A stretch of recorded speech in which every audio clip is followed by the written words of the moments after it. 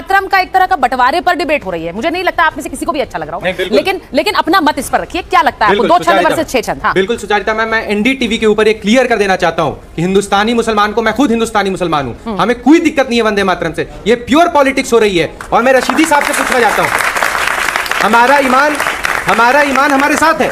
मैं सजदा करूंगा सिर्फ अल्लाह के सामने, इसमें मुझे कोई डाउट नहीं है। लेकिन यह भी है कि हमें अपने वतन से मोहब्बत हमारे ईमान का आधा हिस्सा है। तो अगर मैं ये थोड़ी बोल रहा हूं कि मैं देश के सामने झुक गया, मैंने वंदना कर ली, वो मेरा एक डिवोशन है, इसका ये मतलब थोड़ी हो जाता है। ये प्योर पॉलिटिक्स हो रही है। हिंदुस्तानी मुसलमानों को इससे कोई लेना देना नहीं है। भाई हम चाहेंगे वंदे मातरम। नहीं, मुझे लगता है ये बहुत बड़ी बात कही है रशीदी साहब। उन्होंने सीधे आपका नाम लेकर कहा, इसलिए आपके पास आ रही। वो कह रही हिंदुस्तानी मुसलमान अपने वंदे मातरम भी गाएगा और मैं सजदा सिर्फ अल्लाह के सामने करूंगा, लेकिन मैं वंदे मातरम गाऊंगा। आपका टेक इसमें? देखिए, ये नौजवान बैठे हैं, देश का फ्यूचर है ये। इनको तो अभी तक यही पता नहीं कि राजनीति किस चीज़ पे हो रही है, अभी तक भी पता नहीं। दोनों पार्टियां लड़ रही हैं। देखिए, पार्लियामेंट में एक बिल पास होता है वंदे मातरम के अपमान को लेकर, गायन को लेकर बात ही नहीं है। लड़ाई हो रही है गायन पर। आपने भी गायन पर बात कर दी, हमें भी सबक दे दिया आपने गायन पर तो बात ही नहीं है, न बिलाया गायन पर। गाने के लिए अगर कांग्रेस, सुनिए, अगर गाना 2 स्ट्रेंजर भी गाए जाएं तो ये अपमान नहीं है। आप बिल पढ़ लीजिए, आप बिल पढ़िए जो पार्लियामेंट में पास हुआ। गाएंगे रशीदी साहब? अरे यार, फालतू बात क्यों करते हो जी? इस पर बात ही नहीं है, गाने पर तो बात ही नहीं है बिल में। आपने बिल पढ़ा ही नहीं, इसका मतलब आपसे एक सवाल नहीं, मैं भारतीय जनता पार्टी के प्रवक्ता से पूछना चाहता हूँ, अगर कोई आदमी 2 स्ट्रेंजर गाता है तो क्या उस पर, इस बिल में कोई आपत्ति है? कोई कानून है उस पर? अच्छा, मैं आपसे सुन लीजिए, पहले पूरी बात कर लो, बताइए, जवाब दीजिएगा। सवाल पूछा इसलिए बोली मौलाना। कांग्रेस ने जो कुछ किया वो भी राजनीति का एक हिस्सा है। भारतीय जनता पार्टी जो कर रही है वो भी राजनीति का एक हिस्सा है। इन्होंने 6 छंद जोड़कर हिंदू वोट को साध लिया, उन्होंने 2 छंद गाकर मुस्लिम वोट को साध लिया। आपको किसने साधा? फर्क इतना ही तो है, इसमें गाने पर बात ही नहीं। मैं फिर कहता हूँ, आप लोग क्यों देश को गुमराह कर रहे हैं भाई? कोई गुमराह नहीं है, गुमराह कर रहे हैं जो सत्य है। आप डिबेट करके देश को गुमराह कर रहे हैं। नहीं, तो आपको इसलिए बुलाया ना, आपको लग रहा है गुमराह कर रहे हैं, तो इस पर गाने की बात कहां से आई मुझे बताइए। नहीं, गाने पर बात, अगर कांग्रेस पार्टी कहती है हम 2 ही छंद गाएंगे, मुझे बता दीजिए। नहीं, 1 मिनट, क्या कांग्रेस पार्टी ने नहीं कहा कि हम 2 ही छंद गाएंगे? बात क्या 150 वर्ष वंदे मातरम के होने पर पूरा वंदे मातरम 6 छंद गाने का प्रोटोकॉल नहीं बनाया गया? तो फिर आप गुमराह कर रहे हैं सर, ये तो खबर है, हम खबर दिखा रहे हैं। अभी जो बयान ANI पर देश के अमित शाह जी का आपने देखा, ठीक है, उसमें क्या है उसमें बयान में, आप बताइएगा मुझे। नहीं, उन्होंने कहा कि नहीं 6 छंद गाने चाहिए। है?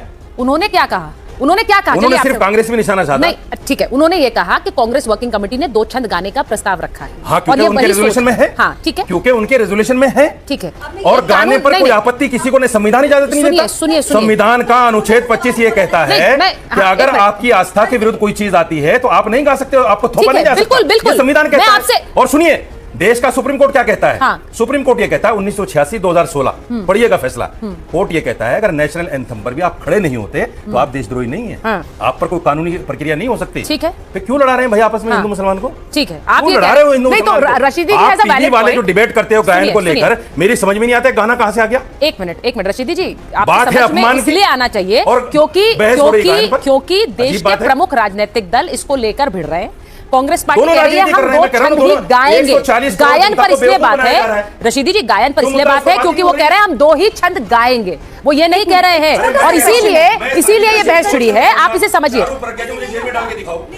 अरे भाई, ये कोई नहीं, ये कोई आपके पेट्रियोटिज्म का टेस्ट नहीं हो रहा है रशीदी जी। ये कोई पेट्रियोटिज्म का टेस्ट नहीं है। एक मिनट ईशान, आपको थोड़ा सा, 1 मिनट, मैं आप दोनों से बोल रही हूँ, मैं एक बार विजय जी के पास, एक बार सब लोग बोल रहे हैं। विजय जी, आपकी पार्टी का कोई स्टैंड है इस पर? जैसे कांग्रेस पार्टी ने स्टैंड लिया है कि हम 2 छंद ही गाएंगे, क्या आपकी पार्टी का कोई स्टैंड है? पहले तो ये बताइए। नहीं, स्टैंड की मैं बात बताऊंगा, लेकिन आपने ये सवाल नहीं सोचा पहले कि ये देश में आया क्यों अभी इस समय? हाँ, जरूरी तो ये चीज है ना।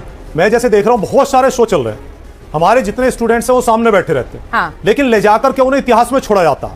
आज की बात कब करेंगे हम लोग? जब इस देश में, अभी मैं पढ़ रहा था, 7.5 लाख बच्चे 1 साल में माल न्यूट्रिशन से मर जाते हो, जब 20,000 किसानों आत्महत्या कर लेते हो, 2016 के बाद से डेटा नहीं आता, जब अभी 2 दिन पहले नेट का पेपर फिर रद्द हो जाता हो 3-3 सब्जेक्ट का, उस पर कोई बात ही नहीं करता, उस पर डिबेट ही नहीं होता।